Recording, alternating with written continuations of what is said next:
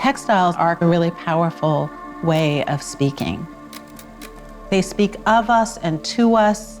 There's this relationship between text and textile in the etymology of those two words. Text coming from the word meaning, to weave. My name is Sonya Clark. I'm an artist and an educator. I consider hair a text in and of itself. It is the primordial fiber, and in it is all of the ancestors who have come before us.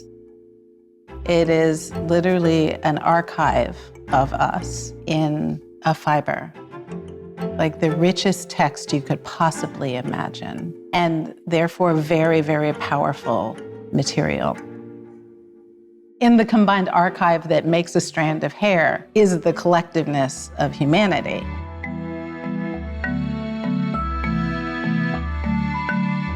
So when I make artwork that has to do with a celebration of the embodied knowledge that manifests through the hands of hairstylists, that is an expression of culture, joy, care, sisterhood, and is also a political act, a deeply profound cultural act that is getting centered in that work and not put to the margins.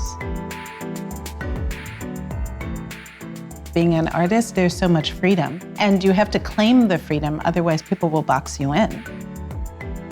A lot of people form what they think art is by what they experience in museums. So when museums use their power to say, this is art, this is who artists can be, how artists do look, this plethora of people, that will change cultural perceptions around a very narrow way that art has been defined.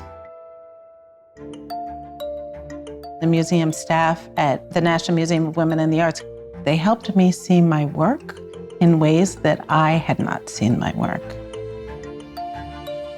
Even as I've completed the artwork, I'm still in dialogue with it because now the audience is in dialogue with it. So it continues to have meaning beyond that.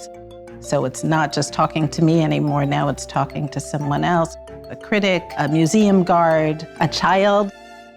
Anyone who is using that artwork as an interface to understand something, and then it helps me as an artist understand potentially what is next.